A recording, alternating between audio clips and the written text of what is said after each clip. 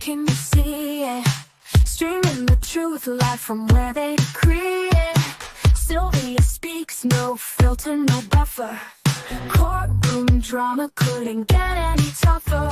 When the gavel's first bang, to the witness turns tears, Sylvia's lens captures all your hopes and fears. Uploading justice one trial at a time, tuning every moment, edges sublime. Welcome to the Sylvia show, oh yeah. She's got the inside scoop, don't you care? With every verdict, the suspense does grow. So hit subscribe, let's start the show. Welcome to the Sylvia show, oh yeah. She's got the inside scoop, don't you care? With every verdict, the suspense does grow. So hit subscribe, let's start the show. Faces tell stories, the courtroom can't hide. Sylvia's insights cut through the divide. From jury talks to the lawyer's secret, in Sylvia's world, you know you'll need it. Behind the scenes where whispers are loud, her lens reveals the truth in the crowd. Courtroom secrets laid bare to see. Stay curious with Sylvia Spree. Every objection, every sharp retort, Sylvia's there to give you the report. Exclusive footage no one else can snag, from catchy headlines straight to the tag. Welcome to the Sylvia show, oh yeah. She's got the inside scoop, don't you care? With every verdict, the suspense does grow. So hit subscribe, let's start the show. Welcome to the Sylvia show, oh yeah. She's got the inside scoop, don't you care? With every verdict, the suspense does grow. So hit subscribe, let's start the show. Faces tell.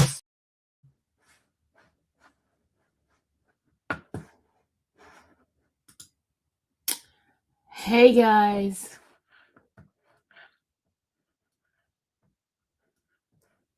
y'all, let me tell you guys something. Always take your time to make any kind of judgment. Take your time to make any kind of judgment. I am so blown away with today's first day of the trial. I am so blown, guys. I am so blown. Welcome everybody. Today is day one of the trial of Mr. Samuel McDuffie. He is the president of a bank in Banks County, who is being charged with 2 counts of child M and 2 counts of cruelty to children. Okay. I'm going to tell you guys, change the color of my name. Thank you so much. Okay. I'm going to first I want to thank you guys for being here. I want to tell you how grateful I am. I am in my element. You know, every time I'm in the courtroom, I feel so rejuvenated. I feel empowered. I feel great. I feel this is my baby. This is my place. Okay. So I am in there excited and enjoying the moment. Please share this live, because we only have 12 people in here. And I know folks want to hear what's going on with Mr. Steele. Please share. I can't tell you what YouTube is doing to my channel, but it's all good. It's all good. So I just hope you guys will push this out, share it, because without you guys doing that, it's not going to go anywhere. Nobody's going to get a chance to see it, and nobody's going to get a. Let me add Twitter in here, since YouTube going to play games with me. Let me add Twitter in here. Okay, let me add Twitter so I can see some numbers going up, because YouTube is playing games. Okay, as I was saying, this trial is about a man by the name of Samuel McDuffie. He is being charged with child M, and he is being charged with cruelty to children. It is alleged that child M, a 1-year-old and a 3-year-old, okay? Up until last night, while reading the indictment, and when they say you can indict a ham sandwich, is absolutely true, okay? I read the indictment, and then I read the warrant. And what I read was so disturbing. It was just like, you know how you have that mind like, oh my God, not a 3-year-old, not a baby. A baby wouldn't say something like that. Oh my God, it's so terrible. Oh, my mindset is like, ooh. But then I start thinking about the man who's taking this case. I thought about Mr. Steele. Of the time I've spent with Mr. Steele is a man of good character. He's a man of morals and principle. Okay. When I say morals or principle, Mr. Steele is the type that he's going to do everything in accordance to the books. Okay. The way he's very disciplined. He eats very clean. He does things by the book. So seeing the stuff that I saw on the indictment and then knowing the type of person that Mr. Steele is, I was like, Mr. Steele will not take a case unless there's something wrong, something's going on with it, that he would take that. But then, part of me was like, okay, why is Mr. Steele taking this case? And this seems so bad, seems so horrible, right? And I was like, I don't know. So late last night, I put in a request for Rule 22, which I knew I probably would not get it because of the nature of the type of case it is. And also there's children involved, and there's children's voices, children's picture, children's recording, all that kind of stuff. So then the judge, I felt that would probably not provide the Rule 22, right? Because, but I sent it out anyway, just in case. So in doing so, today I went to the courthouse. I got there right on time. I got there on opening argument. Okay. Now the person that is the DA, cute little old man, look like he's about 85, 90 years old.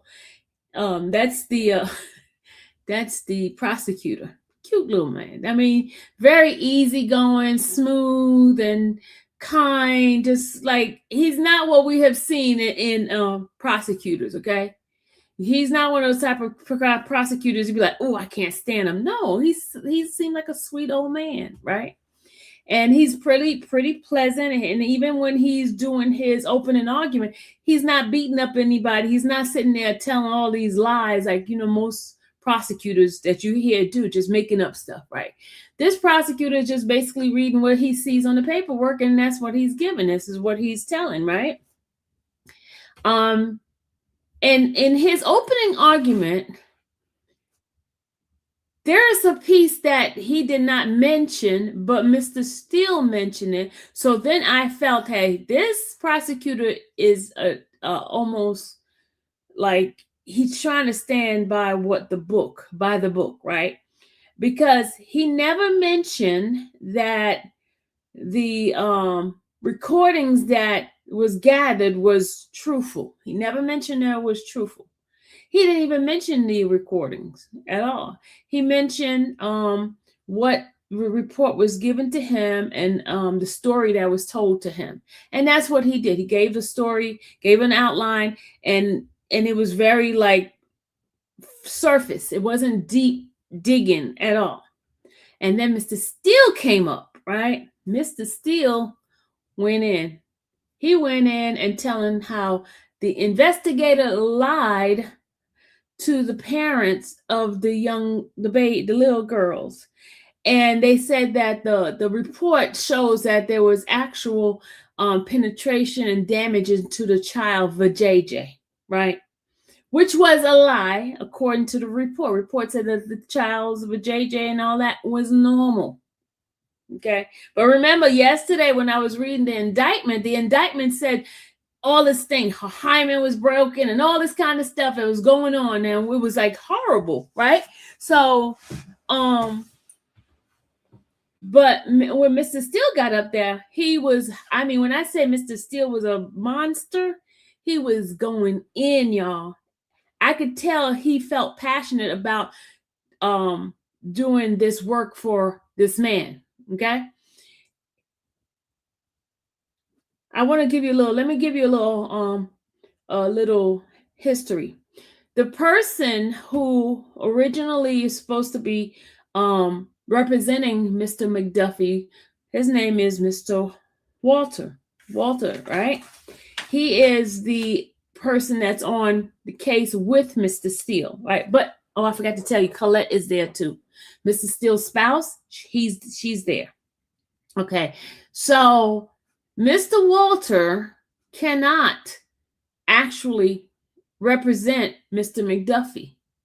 And the reason why he cannot represent Mr. McDuffie is it is alleged that Mr. Duffy represented the father of Shelby. Shelby is the two girls' mom, right?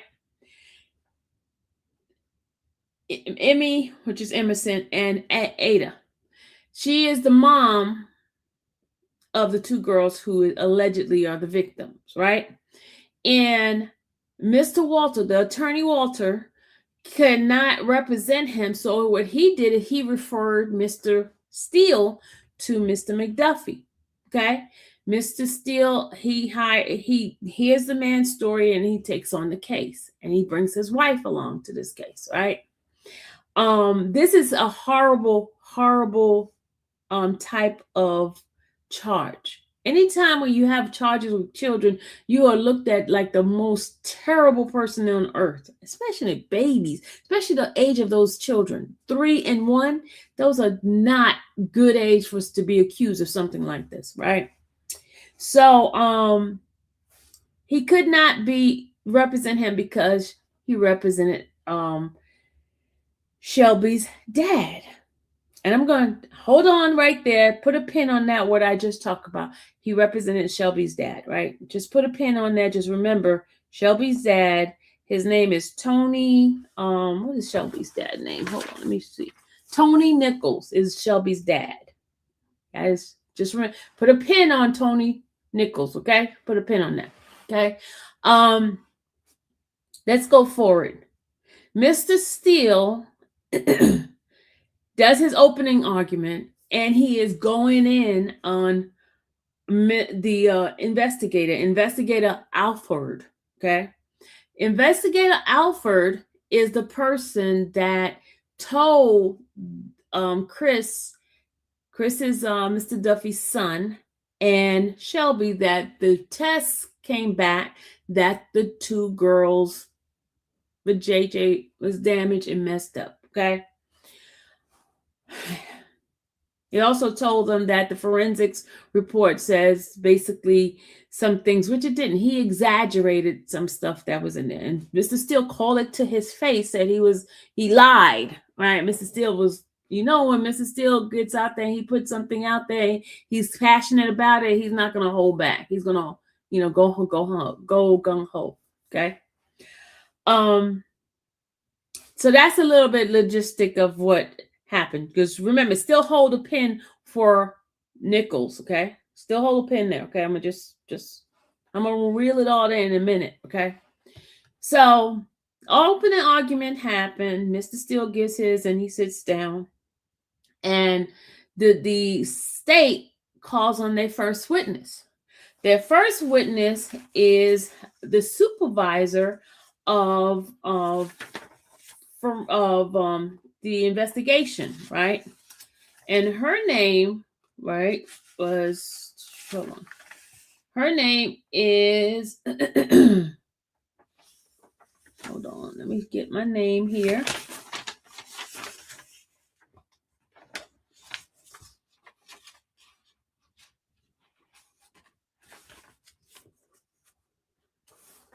Hold on.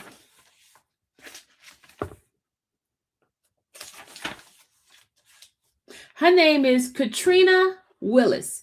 Katrina Willis is the first witness that they bring up. And Katrina Willis is a supervisor of the crime scene. Her title is crime scene supervisor. And the state asked her what is a crime scene supervisor. She explained what her job is. Basically, she comes there to take pictures. And so they start asking all these questions about what her job consists of, what did she do, and some of the things she did. Okay. So she explains what her job is. The only thing she did, y'all, was take pictures. They didn't take any evidence. When Mrs. Steele came up there to ask them, did they take pictures of the refrigerator? Because some of the comment, she was the crime scene documenting supervisor. She went out and took photos of the crime scene. Yes.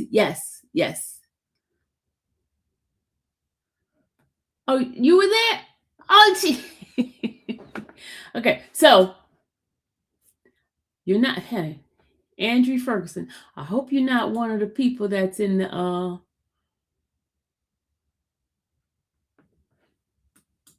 okay, so I just thought you look like somebody. Okay, but let me finish, y'all. So she all they did was just take pictures. I have it in my notes here, the document and photograph and select evidence. Okay, so there was no other evidence taken other than the pictures. They took pictures of the where the barn is, took pictures of the back area. They took pictures. They didn't take any pictures of inside the house. They didn't take any pictures of what's inside the refrigerator.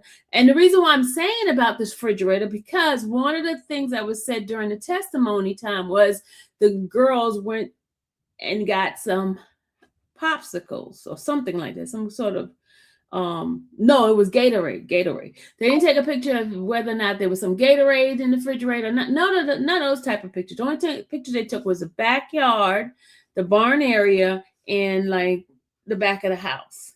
I didn't see pictures of the front of the house. I didn't see pictures of inside the barn. I didn't see those pictures. They might, if they had those pictures, they just didn't show it in court. Okay. They didn't show it in court. Okay. So,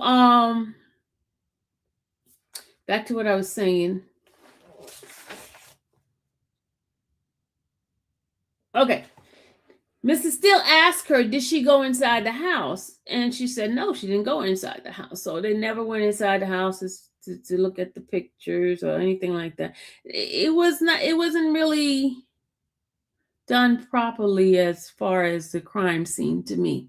I'm not an expert. I don't know anything about it, but I'm just going by my own layman's mindset. You get what I'm saying? So I didn't see any of that kind of stuff being brought out. Okay. Now, Andrew, you might disagree with me on this part here. Okay. So after she got off the stand, which she didn't stay on the stand too long because they just asked some question. They kept reviewing the pictures and talking about stuff about the pictures, where what side of the house were you on, were you in the back, blah blah blah blah blah, all that kind of stuff. That's the kind of stuff it was, which was kind of like, okay, what's the purpose of this? After one or two pictures, that I was like, okay, she was in the backyard. She took pictures of the backyard. She didn't go inside the house, so why are we still here? So she got off. And then we went to lunch, and then the second witness was Shelby McDuffie. Shelby is the mother of the two young ladies, the little girls, okay? The two babies. Now, I'm going to go back to where I gave you guys that pin. Remember I told you put a pin on Mr. Tony Nichols, okay? Shelby's mom and Shelby's dad are no longer together. They're divorced, right?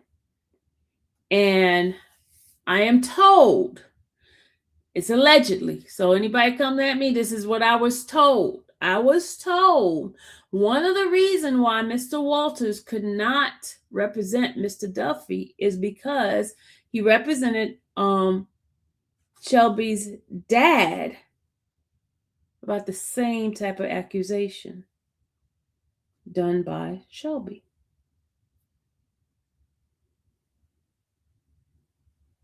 Okay?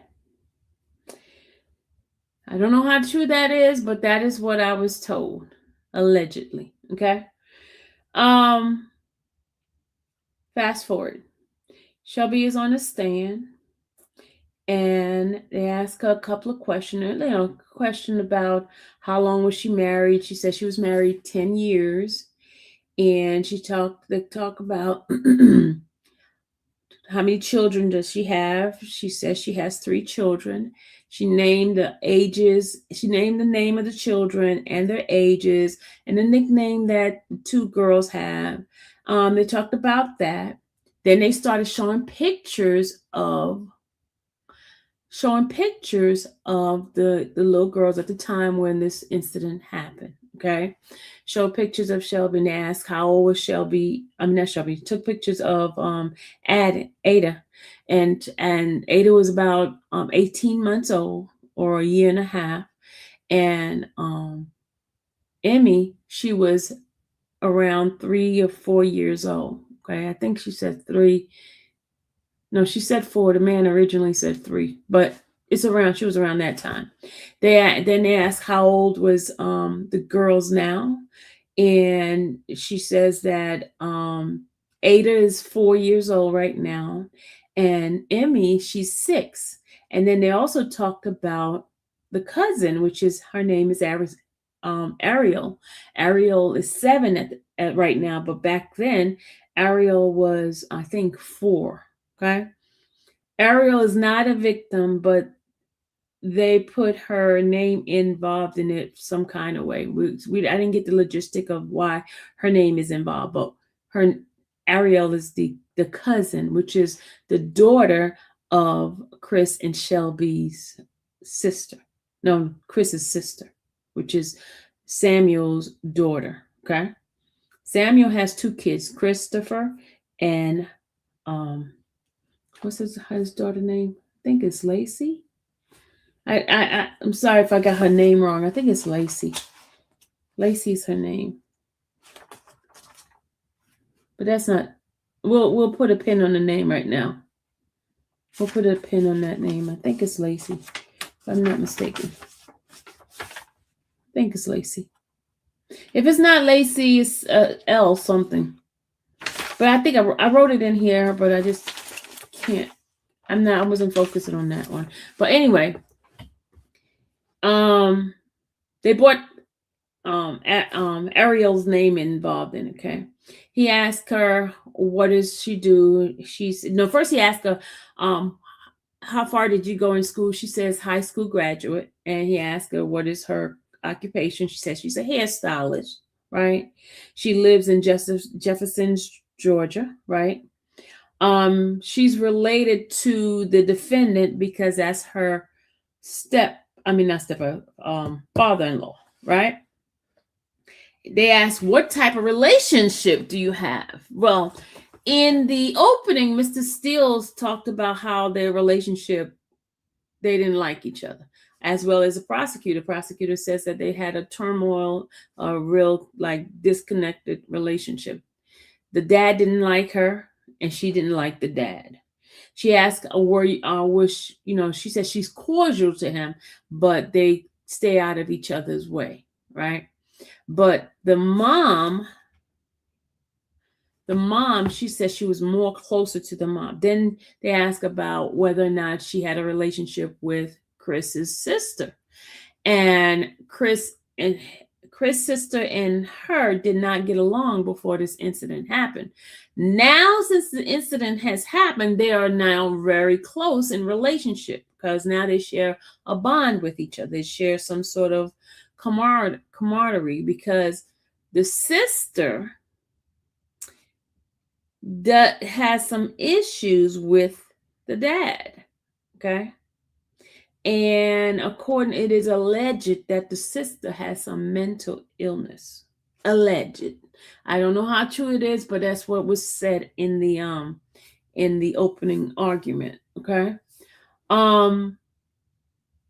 So they started he started talking to her about how often did she goes to visit Samuel and his wife. And she said they would go like twice a week. It was around that time. Then the prosecutor asked, was his mom kind of the babysitter? And she said, yes, she would watch the kids. And then she also talked about how she didn't feel basically safe for her children to be around the father, because she felt that she didn't feel comfortable with him. So her and her husband made an agreement that her and her husband was going through marriage therapy, because obviously they was having some issues in their marriage. So they were going through therapy. And one of the things that they brought out during the therapy session was that the husband's dad, she didn't feel comfortable with him being around the children. So the agreement was that they would not leave the kids alone with Chris's dad. Chris didn't have a problem with that, because him and his dad was very, very close. They did a lot of things together. They had a couple of businesses together. They did a lot, right? So the agreement was they're not supposed to be around each other, right? For around the kids. Okay. She goes, and so they start talking about the incident and what happened, right? Listen to this story, y'all. Hey, AJ, listen to this story. This is what she said. Listen to this, y'all. Remember, the agreement between her and her husband is that the father cannot be there alone with her, okay? With the children, with the girls. Okay. Here's some key factors that I listened to when she was giving her story. She said there was some sort of gathering or event that they were having at the dad's house, right? And the little girls, there's a pony that they have, right? The dad, they have a pony, and the little girls wanted to go play with the pony, right? Remember, she says that they're not supposed to be around the father, right? She said that the dad took the girls down to the barnyard to go get the horse or the pony some, I guess, food. I don't know, something like that. Now, remember, the dad is not supposed to be around these girls, those two girls, but she didn't know how he took the girls down. She don't know if he drove or she don't know if he walked. This is what she says. She don't remember, but she was outside. So how do you not remember how the girls went down there to the barnyard? That she says she didn't remember. She I don't know. Then she's, because there were some things that she was saying kind of not like, okay, you already said that you're suspicious about this man with these kids. Why? Oh, I forgot to, let me back up. The two of them came, the husband and the wife, Shelby and Chris, came to the father house. They came in what? Separate cars, y'all. They didn't come in the same car. They came in separate cars. Why are they coming in separate cars? I don't know. Something's up with that. They're not even coming to a house in the same car. They came separate car. Okay. So supposedly the grandfather takes the two girls down to the barnyard. When she first started telling the story, she said they went down there for 10 minutes. Then the story changed that they went down there for 30 minutes. Okay? Discrepancy right there. They ask, okay, let me back up. They ask, when was the last time you spoke to Mr. McDuffie? She said she had not spoke to him since the crime happened. That's what she said, the crime. So that's about 3 years, right? She asked, they asked, how long have you talked? When the last time you talked to Mrs. McDuffie? And she said the same amount of time since the last time the crime happened, right? He asked about, do you speak to the sister? She says, yes, we speak to the sister every day. They're very close. They talk all the time. Okay.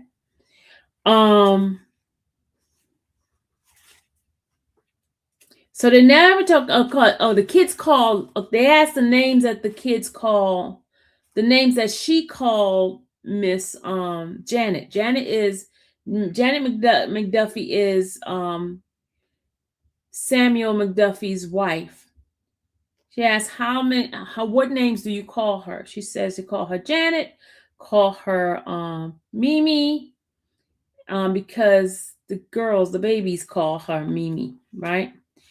And she said that she has not talked to her since this happened, and they were very, very close. So the last time she talked to her was May 20th, 2023. Okay. So right now she has no relationship. Oh, the sister's name is Lindsay. All right. She has no relationship with the mother. She don't talk to the mother at all. All right. They played a few recordings, y'all. In the recording, she is coaching this child like crazy. She is coaching her. And you hear the tape, like, okay, for example, she asked the little girl, hold on, I'm gonna read exactly what I wrote in here. Hold on. She asked the little girl, did Papa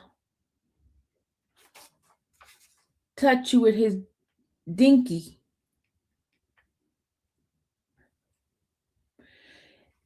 The little girl, I'm laughing because the little girl said something about blueberries.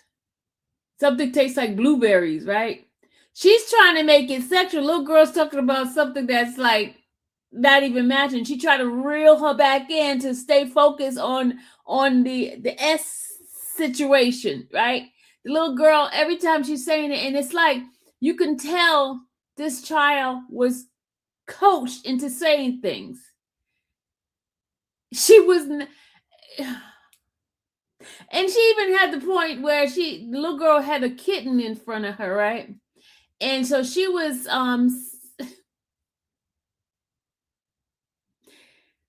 oh God.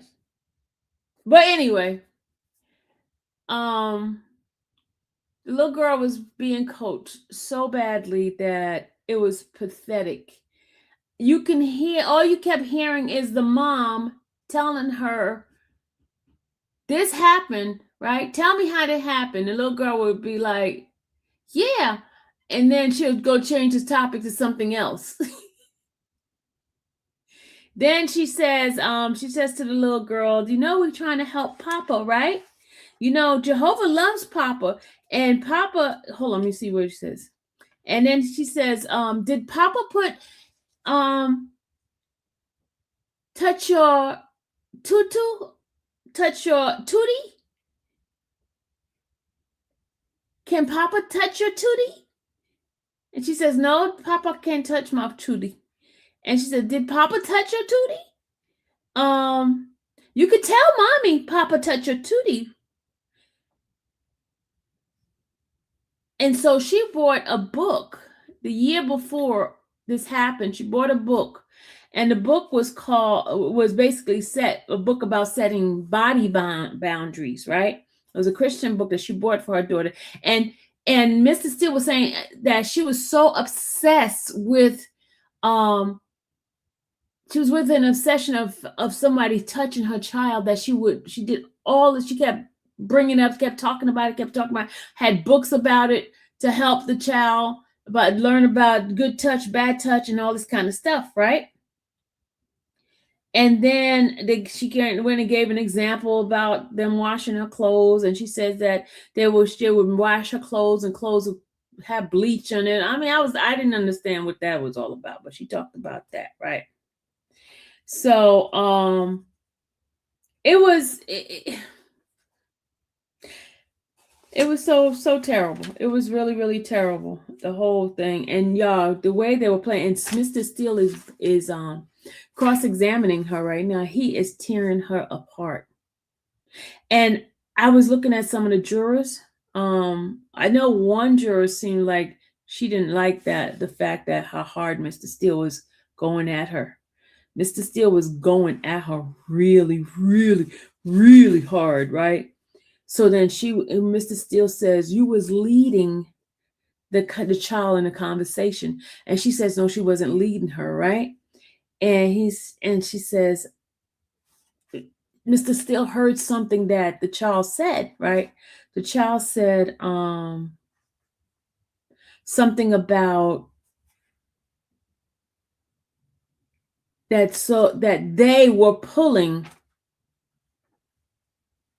on her tootie. And so Mr. Steele asked, why didn't you ask her who was they? And so she said she didn't hear her say they. So Mr. Steele went and replayed it, and the little girl did say they. Right? So it was like he was counteracting whatever she was saying. Mr. Steele was coming back, boom, boom, boom. And then he played the recording, and then she was like, she heard it then. It was so like, she was definitely leading this child, right? And she told the child that Jehovah was proud of her, and that they love Papa, and that they have to protect Papa, and they're gonna help Papa, and then okay, I'm gonna read it. It says, and then we have to help and take care of him, right? And then she asked her, were you standing on a trailer? And I mean, she was mixing the little child up, because the stuff that she was telling the little child to say, the little girl was saying it, and then the little girl was like, she was eating some popsicle, and she was concentrating on her popsicle, but the mom kept bringing her back to trying to, and she was recording it, and all you kept hearing was the mom. You kept hearing the mom just leading and leading and leading. I was like, oh my God. Oh my God. So Mr. Steele has her still on the stand. He's still going in.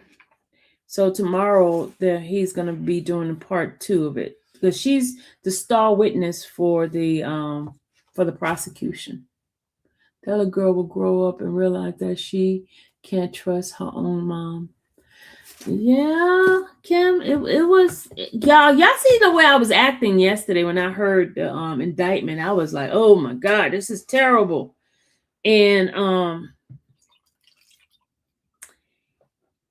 but they don't like each other. And I was trying to figure out why they don't like each other. And I found out the dad never thought anybody was good. Certain people were not good for his son, and even his wife, his daughter's husband.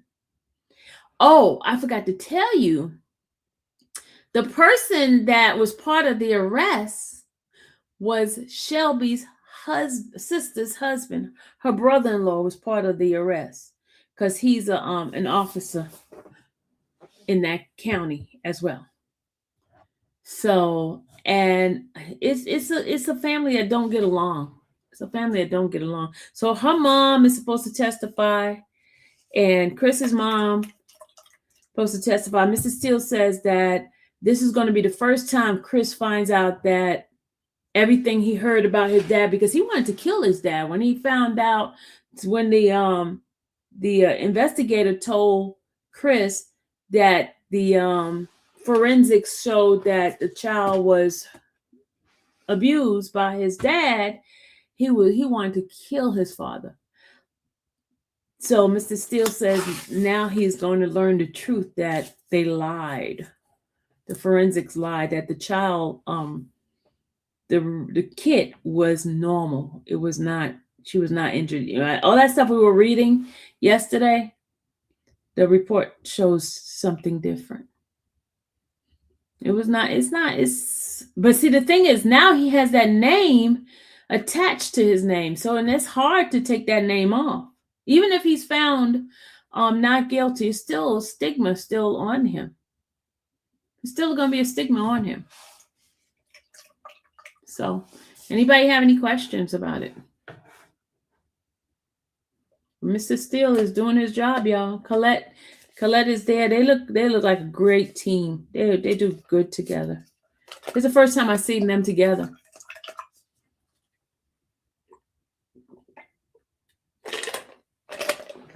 So it's crazy. What made them take the kids to get checked out? What made I forgot to tell you. Hold on, Lisa. Hold on. Listen to this. Okay. Supposedly this happened on Saturday, right? She didn't tell her. This is the craziest thing. I don't think she's being honest on that stand. Okay. This is supposed to happen to her child lunchtime on Saturday afternoon. They were together. The husband and Chris and his wife were together. She gets into her car. She's driving home, and the girls tell her, not the girls, one of the girls supposedly tell her, right? Allegedly tell her this, right? But she doesn't tell her husband until Monday. She doesn't tell her husband until Monday, y'all. But they're supposed to be living together? So why is your husband just finding this out on Monday and not Saturday when this is supposed to happen? Why didn't you take pictures of your child's vajayjay if it was just jacked up like this? Why didn't you take your child to the doctor? Why didn't you call the police on that same day when this happened? Why wait all the way to Monday to say something? You get what I'm saying, y'all? And then they didn't go to see, they didn't go, she told her husband on Monday. She didn't go to the police and show the police until Wednesday. That's when they did the forensics. That's when they did the test. You should have did it the same day, that same Saturday. It was in the daytime. You know why? Why not go to the emergency room of the hospital and say, hey, my children, my girls have been abused. Please check them out. Why not? Why wait to tell your husband on Monday? This happened Saturday. Something is not matching here. Something is not matching. Do you get what I'm saying?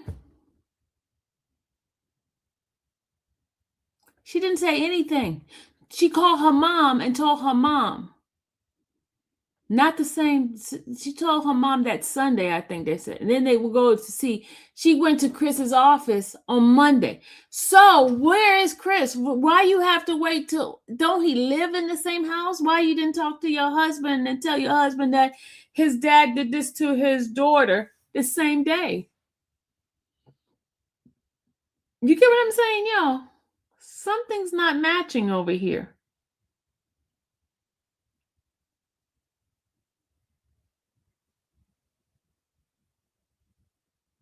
Why does she want her father-in-law to go to prison? We don't know what the truth is behind this, y'all. We don't know what the facts are. Hey, Bonnie. I don't know what behind, but I'm just talking about the stuff that don't make sense. The stuff that does not make sense at all. It doesn't make sense.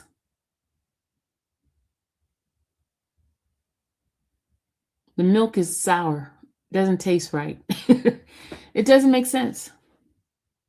It doesn't sound like they might be together now. Since the dad situation, they're together now. But before, because there was always like some turmoil because the father did not like her. And the reason father did not like him, I was told the father's like old school type of thing. You know what I'm saying? He felt,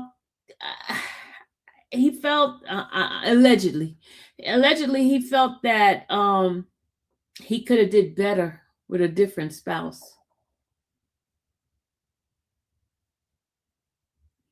So the kid's father, Samuel's son, still believes he still believes it, Lou. He still believes it because he won't find out until because he's not in the courtroom because he's one of the witnesses. He has to stay out. So he has not seen his father. He has not talked to his father. So when all of this evidence come out, when he comes in and hear it, because he has not heard this, Mr. Steele says that the son doesn't know all of the facts yet. He will find out once he comes to court. He'll find out that the forensics thing that the officer lied about what was on the report, because he wanted to kill his dad. He wanted to kill his dad. That's what was said. And rightfully so. If your father supposedly did this to your child, yeah, you want him to be under the grave, you know. So this going to be like hard. This is a hard type of situation. It's a hard situation. It's really hard.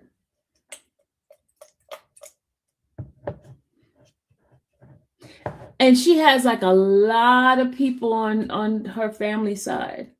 The courtroom is divided. The older people are sitting on his side, and the other side is her side of the people, because it was all the seats are taken over there.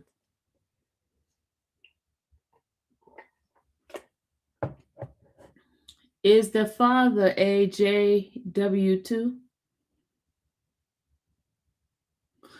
No, father is not a JW. She changed her faith. She's no longer a JW. She's no longer JW. She's supposedly a Baptist now, because the father is a Baptist, and I think the religion probably had a part of it too. Probably played a part. If he wins the case, can he sue her for damage she's done to his work? I don't know.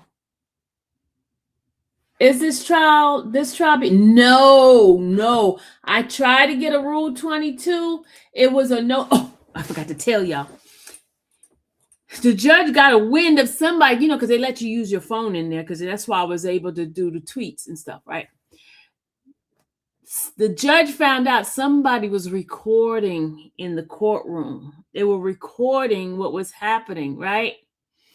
And he made an announcement.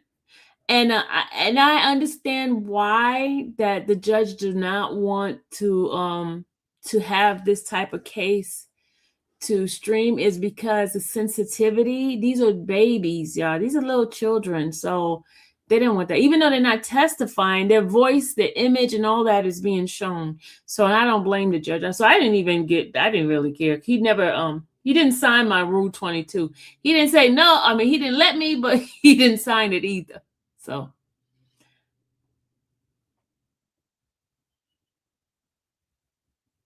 no, they're not going to play this. They're not going to let it be streamed. Very sensitive situation. Very sensitive. The father's very polished, y'all. You could tell he's an executive. You could tell he got some coins too. He's very polished. Very polished.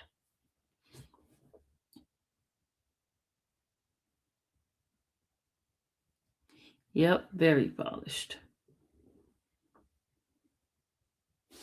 And the court starts tomorrow at 9:00 again. They go until 5:15 every day. Today was opening argument. I don't think this trial is going to last too long, because they're very quick. Even though there's only been 2 witnesses, and Mr. Steele, according to his thing, he has about Is Mr. Still going to represent Edric Frost? Lisa, I don't know. I didn't get a chance to talk to him. Because he was focused today. He was laser focused. I mean, he turned around and say hi to me, of course. And Colette said hello to me when she saw me. But I didn't bother them too much because he's laser focused, and his thing was to get this cross examination done. I thought Colette was gonna do it, but he got up and he did it. Mr. Steele got up and did it. He's in the beast mode, y'all. He was in the beast mode. He was not, and you can always tell when he's in the beast mode because normally he'll get up there and be polite to the person. He didn't even mention his name. He didn't say, "Hey, my name is I'm representing this." Or he didn't do none of that. None of that. He didn't do none of that. He was laser focused. Laser focused. He was not playing with them. So,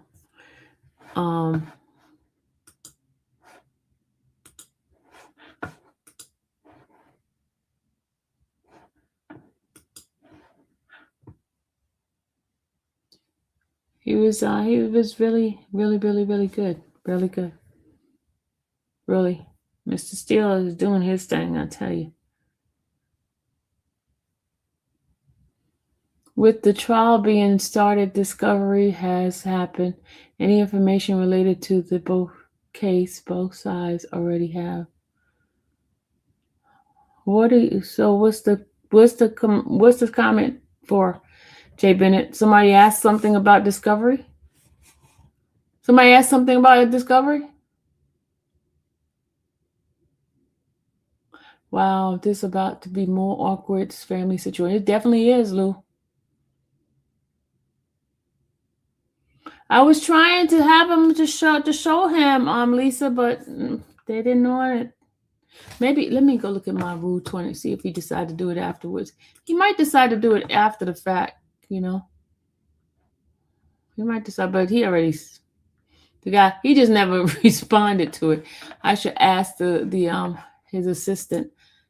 She just never responded.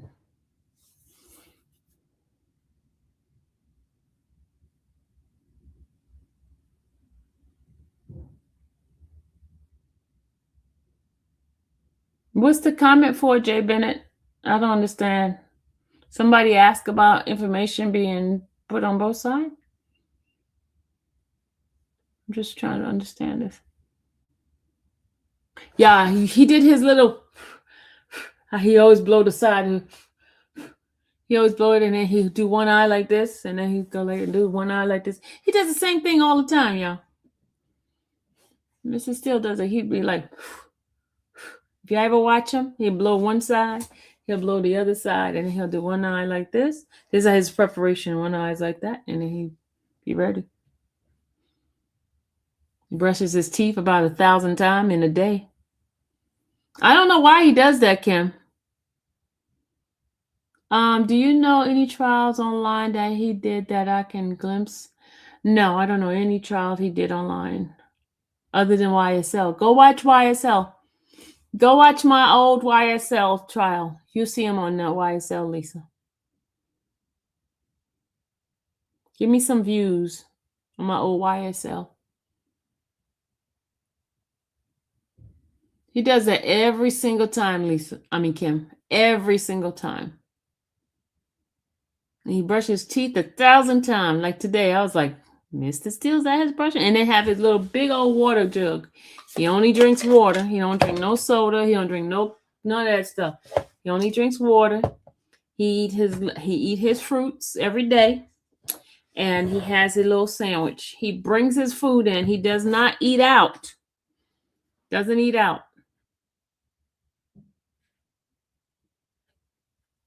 Doesn't eat out at all.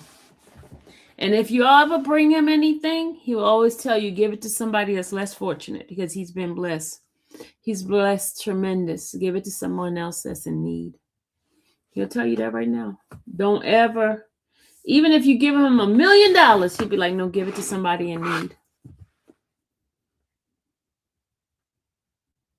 Oh, Oh, yes. Thank you, Lou. Yes, I have when he did Jackie Johnson. Thank you, Lou.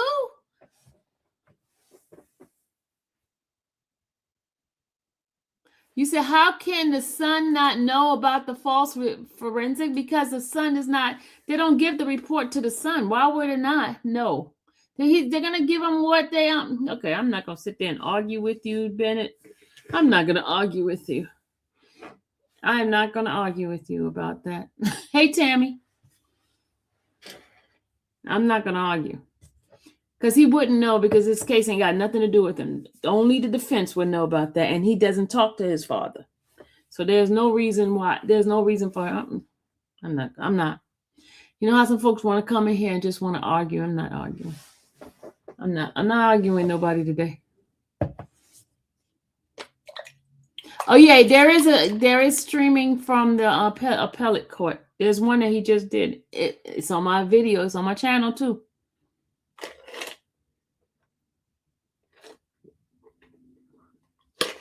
You just love coming in here to try to discredit me, whatever. I ain't got time for that. But anyway, y'all, I am about to take my butt off because tomorrow I have my little ride. You guys gonna ride with me in the morning? Who's gonna ride with me? Because I'm gonna get out on time today. I got there just in time. Judge says they're starting at 9:05 tomorrow, and I'm ready. Shout out to Rosie again for doing my lunch. Thank you, Rosie, again. Thank you so much for your blessing. For blessing me. I just want to thank you forever and ever and ever. Never done for me. Blessing and honor. Love me some steel. Oh, love you too, Ange. Thank you, Sylvia, but I'll be sleeping while you're driving. All right, Kim. But I'm gonna come and do some afternoon update. It was fun doing the afternoon update. Remember, next week on the 2nd, I will be bringing you guys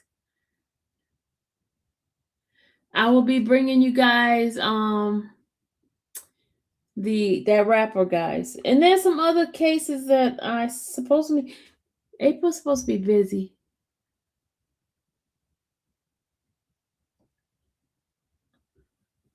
Thanks, Lise. April's supposed to be very busy for me.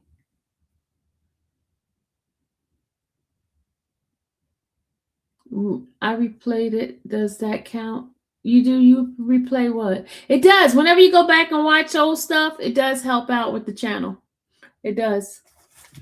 Watching old stuff.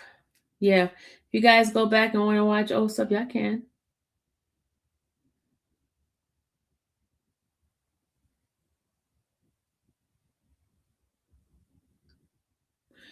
But oh,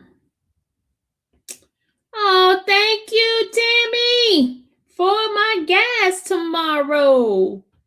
Yeah, Tim, let me tell you something. That would go bring the little needle a little bit up. You know how gas price is now. It's gonna bring it up a little bit like this. You see the prices of gas. Happy birthday, Lisa. Lisa, are you a Taurus or Aries? You know, the gas be like tilting like this now. If you put a couple of dollars in there, it'd be like, it doesn't do like it used to, but you know what? Damn, you know how that gas is now. It's like, I was like, man. And I feel like they water it down too. They water that gas down. Thank you so much. Oh, let me play your music, your thank you music. Hold on, Tam. Hold on, Tam. Hold on. Here we go. Ready? There's more money for you, Tammy.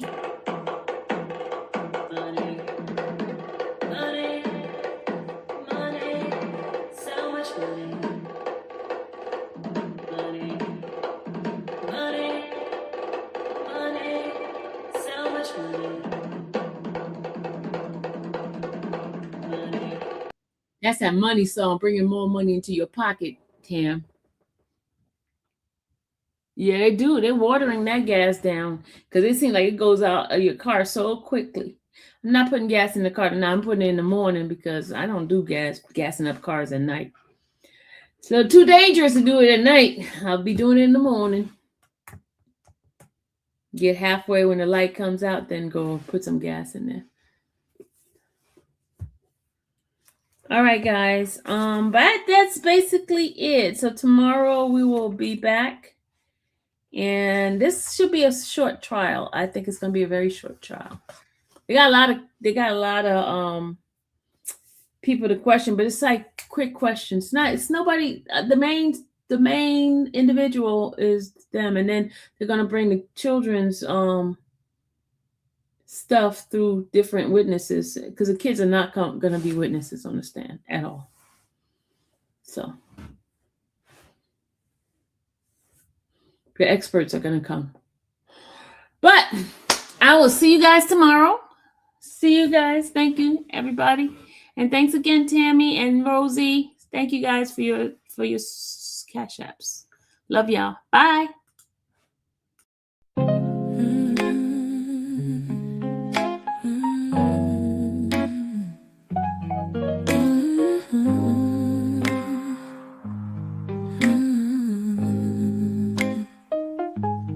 Thank you for watching the Infamous Sylvia channel, where laughter and fun make up our panel. Together we build this digital spree. We appreciate you and our growing family. With minds by our side and chat flowing free in this online space. It's just you and me. We laugh until tears roll down like the rain. In this virtual world, you ease all my pains. We're family, not just a show. Every click and comment makes us grow. Mods and chat, keeping the vibe so right. Together we shine like stars in the night.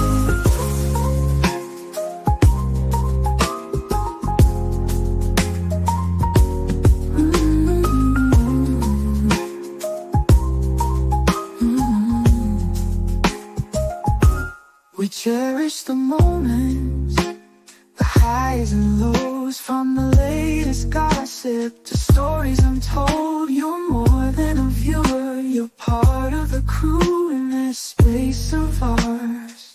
It's all because of you.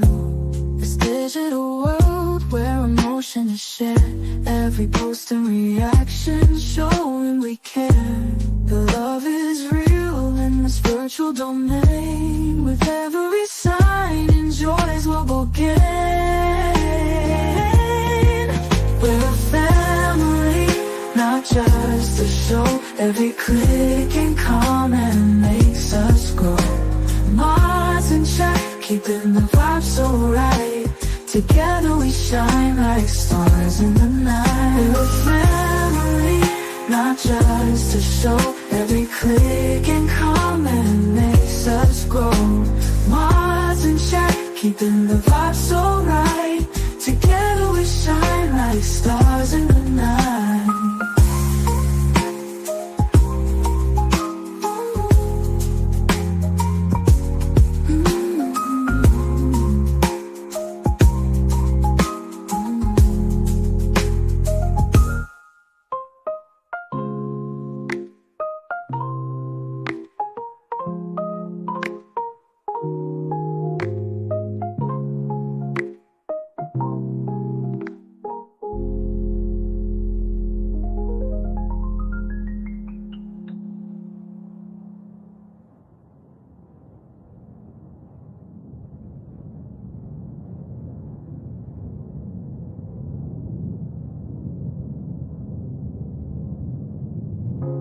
This digital world where emotion is shared, every post and reaction showing we care. The love is real in this virtual domain. With every every sign enjoys what we'll gain. We're a family, not just a show. Every click and comment makes us grow. Mars and chat, keeping the vibe so right. Together we shine like stars in the